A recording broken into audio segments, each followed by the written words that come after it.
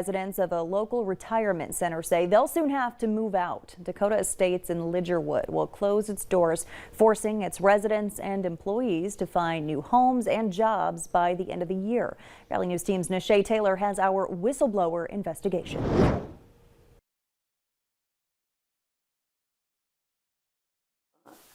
There's 6 of us play cards, hand and foot. Lorraine Fuca says she's had some good times while living at Dakota Estates Retirement Center in Lidgerwood. You know, you get your meals made, you don't have to worry about anything, it's warm and friends are good and it's a nice place to live. But December 31st is the last day Lorraine and nearly 24 other residents will be able to call Dakota Estates their home. This gets to be your home.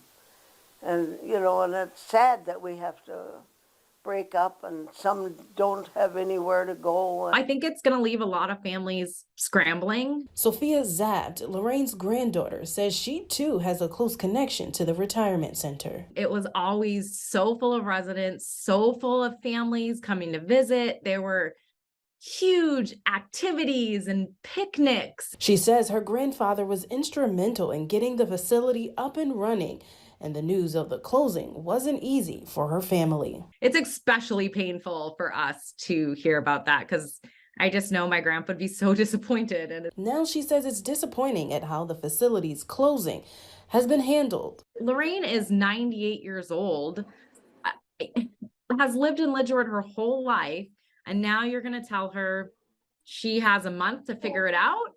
It's really disappointing. Jim Holme, a member of the Dakota Estates board, declined to comment on camera, but says the biggest reason for the closure is that there isn't enough income to sustain the facility or pay employees, citing a number of empty rooms. But Zapt believes there are other reasons why. When things get this financially dire, there's always concerns over misappropriation of funds. Zapt isn't the only one making these claims. Our whistleblower hotline has been flooded with emails and calls with people making similar allegations. I think that there deserves to be more transparency just concerning if any funds were misappropriated, and if so, what's being done to hold people accountable. Zapp says she believes the board should dissolve with hopes of the facility reopening in the future. You know, it's too late to help these residents now, but hopefully, you know, somebody can make a difference moving forward. In Lidgerwood, Nishay Taylor, Valley News Live.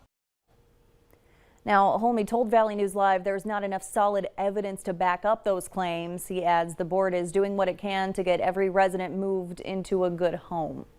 If you need help with an issue in your community, call our whistleblower hotline. The number's there on your screen, 701-369-3187. Just leave us your tip and we'll do our best to get to the bottom of it.